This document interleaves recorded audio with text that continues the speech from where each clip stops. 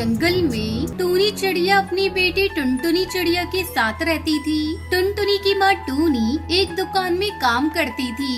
एक दिन जब वो काम से घर वापस आती है तो उसकी बेटी टुनटुनी उससे कहती है, माँ, आपने देखा हमारा घर कई जगह से टूट चुका है। इसकी मरम्मत करनी बहुत जरूरी है।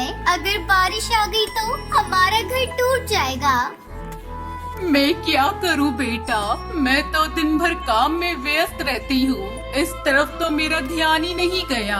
मैं कल ही मालिक से कुछ रुपए उधार मांग कर लाऊंगी और घर की मरम्मत करवाऊंगी। तो चिंता मत कर मेरी बेटी, तू अपनी पढ़ाई पर ध्यान दे। तब तक आप लोग कमेंट में बताएं 100 डिवाइडेड बाय 2 कितने होते हैं। अगले दिन टूनी अपने मालिक से कहती है, मालिक, मुझे कुछ रुपए उधार चाहिए। मेरा घर कई जगह से टूट गया है और उसकी मरम्मत करना बहुत जरूरी है। क्या उधार? मेरी दुकान पर उधार ना ग्राहक के लिए है ना तुम्हारे लिए, समझी? आगे से पैसे मांगने से पहले दूसरी नौकरी ढूंढ लेना। अब मैं क्या करूं? ये भुल्ला चील तो मुझे पैसे नहीं देगा। मैं कैसे अपने घर की मरम्मत करूं? ऐसा सोचते हुए टूनी शाम को घर लौट रही थी। तभी रात में तेज बारिश शुरू हो जाती है। हाय राम, ये बारिश तो अभी से शुरू हो गई। मेरी टुनटुनी घर में अकेली है। मुझे और तेज उड़ना होगा। कहीं मेरा घर टूट गया तो, उसे कुछ हो गया तो मैं क्या करूँगी? टूनी माँ तेज उड़कर घर पहुँचती है तो वो देखती है कि उसका घर पूरी तरह से टूट चुका था। मम्मा देखो ना, अपना घर टूट गया। मैंने तो पहले ही आपको बताया था। अब हम बारिश में किसके यहाँ मदद मांगने जाएं? तू तो जानती है बेटा, मैं कितनी मुश्किल से घर चलाती हूँ। आज मैंने जब मालिक से पैसे मांगे तो उन्होंने मना कर दिया। माँ, चलो ना, बारिश रुकने तक कालू अंकल के घर चलते हैं। टूनी और टुनटुनी दोनों कालू के घर जाती हैं। उसका दरवाजा खटखटाती हैं। कालू भैया, ओ कालू भैया, दरवाजा खोलो। मेरा घर इस बारिश में टूट गया है, हमारी मदद करो।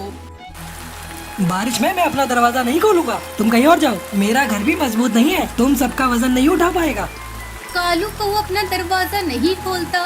बारिश में दोनों माँ बेटी भीग रही थी। माँ, बारिश बहुत तेज है। उस पेड़ की डाल की आड़ में हम छुप जाते हैं। दोनों माँ बेटी पेड़ की आड़ में बारिश से बचने लगती है। कुछ देर बाद बारिश रुक जाती है। माँ, बारिश तो रुक गई। चलो चलकर हम अपना घर बनाते हैं।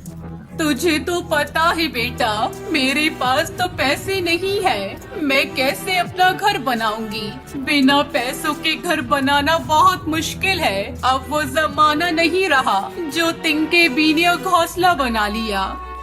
माँ, अपना घर बिना पैसों से बनेगा। देख रही हो, सामने हरी हरी घास फूस पड़ी हुई है। हम अपना घर इन्हीं हरी हरी घास से बनाएंगे।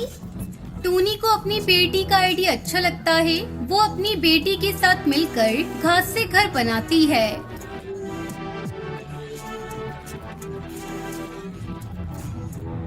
हरी घास का घर देखने में बहुत सुंदर था। अंदर उसमें बहुत ठंडक थी। और फिर दोनों माँ बेटी खुशी खुशी इस घास से बने घर में रहने लगती है।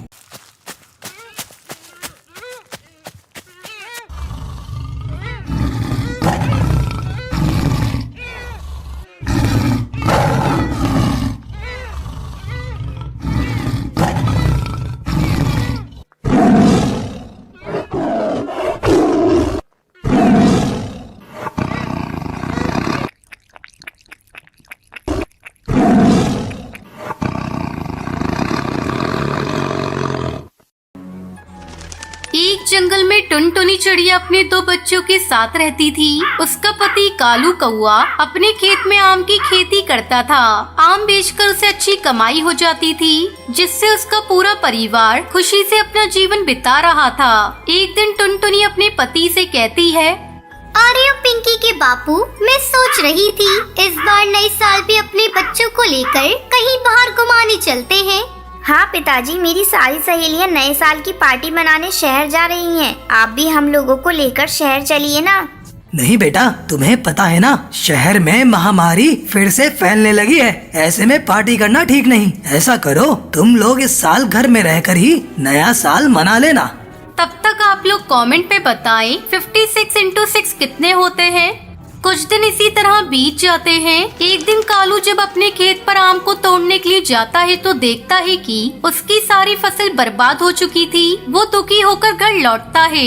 उसे दुखी देखकर उसकी बेटी पूछती है, क्या बात है पिताजी, आज आप बहुत उदास लग रहे हैं। आज आप हमारे लिए मिठाइयाँ भी नहीं लाए। हाँ जी, आज ऐसी कौन सी बात हो गई? पहले कभी आपको इतना उदास और दुखी नहीं देखा। क्या बताऊं पिंकी की माँ, पता नहीं कैसे सारी फसल एक ही रात में बर्बाद हो गई। अगर मैं फसल को बाजार में नहीं बेचूंगा तो पैसे घर कैसे आएंगे? मैं अपने बच्चों के लिए कहाँ से नए साल का तोहफा ला कर दूंगा। आप चिंता क्यों करते हो जी? हम कल ही अपने खेत में जाकर सारे खराब पेड़ों को हटाकर उसकी जगह नए आम के पेड़ को लगाएंगे। जहाँ तक बच्चों की बात है तो हमारे दोनों बच्चे बहुत ही समझदार हैं। वो उपहार के लिए जिद नहीं करेंगे। अगले दिन कालू और टुनटुनी खेत पर जाकर खेत से सारे खराब पौधे उखाड़ रहे थे। तभी उन्हें पौधों के बीच में एक पक्षी कराहता हुआ मिला। अजी सुनते हो जी, जल्दी इधर आओ। ये देखो, यहाँ एक पक्षी घायल पड़ा है, लेकिन अभी भी उसकी सांसें चल रही है। कालू और टुनटुनी दोनों उस पक्षी की देखभाल करने लगते हैं। थोड़ी देर बाद उस पक्षी की हालत में कुछ सुधार होता है और वो पक्षी एक परी में बदल जाती है। आप लोगों ने मेरी जान बचाई है। मैं अपने दुश्मनों से बचने के लिए आपके खेत में गई थी, लेकिन उन्होंने मुझे ढूंढकर मुझे घायल कर दिया। अगर आपने मेरी जान नहीं बचाई होती तो पता नहीं मैं कब तक यहाँ पड़ी रहती और मेरी मौत हो जाती। मेरे दुश्मनों ने मुझे ढूंढने के लिए आपका सारा आम का बगीचा बर्बाद कर दिया। आपने मेरी जान बचाई है, इसके लिए मैं आप लोगों को कुछ देना चाहती हूँ। ये लीजिए, मैं आपको आम के कुछ जादुई बीज दे रही हूँ, जिसे अपने खेत में डाल देना। टुनटुनी को बीज देकर वो परी वहाँ से गायब हो जाती है। दोनों पति पत्नी आम के बीज को अपने खेत में डाल देते हैं। अगले ही दिन उनके खेत में आम के पेड़ों पर सोने के आम आ जाते हैं, जिसे देखकर कालू और टुनटुनी बहुत खुश होते हैं। कालू आमों को सुनार को बेचने के लिए चला जाता है। इस तरह जादुई आमों की खेती करके कालू का पूरा परिवार खुशी खुशी नया साल मनाता है।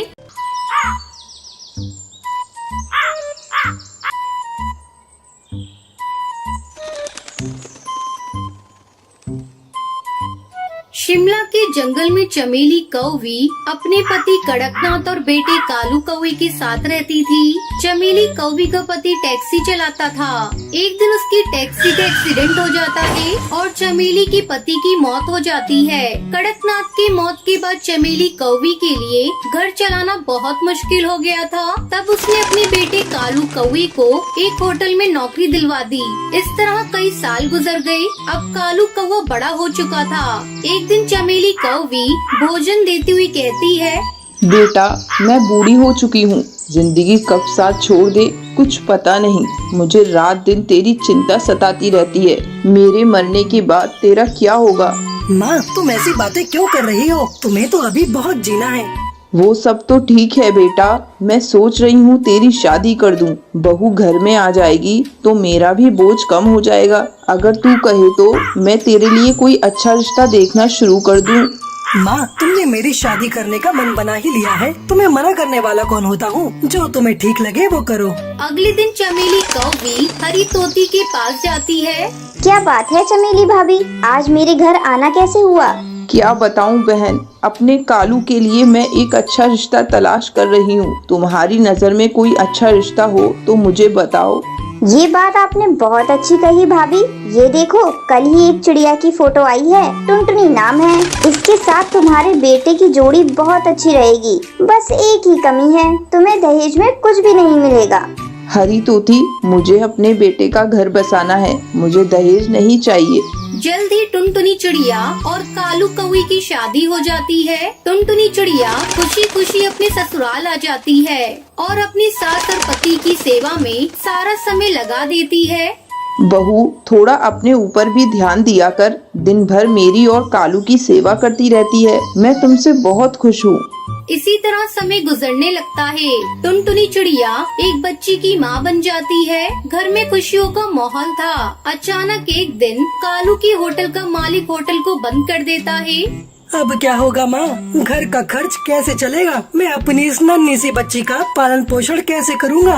आप इतना मत घबराइए जी, इतना घबराएंगे तो कैसे काम चलेगा। हिम्मत रखिए, जल्द ही आपको कोई नया काम मिल जाएगा।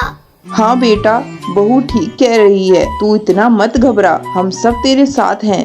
अगले दिन से कालू कौआ नए काम की तलाश में इधर उधर भटकने लगा, लेकिन उसे कोई काम नहीं मिला। 1 महीना गुजर जाता है। घर के सारे पैसे खत्म होने वाले थे। तभी एक दिन टुनटुनी चिड़िया कालू कौए से कहती है, सुनो जी, अब से तुम्हें काम की तलाश में जाने की कोई जरूरत नहीं, हम अपना खुद का ढाबा खोलेंगे।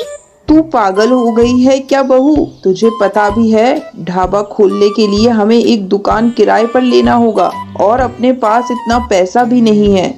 अरे माँ जी, ढाबा खोलने के लिए दुकान की कोई जरूरत नहीं। ससुर जी की टैक्सी है ना, बहुत दिनों से गोदाम में पड़ी है। कालू जी आप जाइए और जाकर उसकी मरम्मत करवा कर ले आइए। हम लोग टैक्सी में ढाबा खोलेंगे और जंगल में घूम घूम कर अपना बनाया हुआ भोजन सस्ते दाम पर जंगल के पक्षियों को खिलाएंगे। अब कालू कौए के टैक्सी ढाबे को देखकर कुछ पक्षी उसके ढाबे पर आते हैं। टुनटुनी चिड़िया कालू कौआ मिलकर बड़े प्यार से अपने टैक्सी ढाबा का बना हुआ भोजन उन पक्षियों को खिलाते हैं। इस तरह टुनटुनी चिड़िया और कालू कौआ मिलकर अपना ढाबा चलाने लगे और खुशी खुशी अपने परिवार के साथ रहने लगे।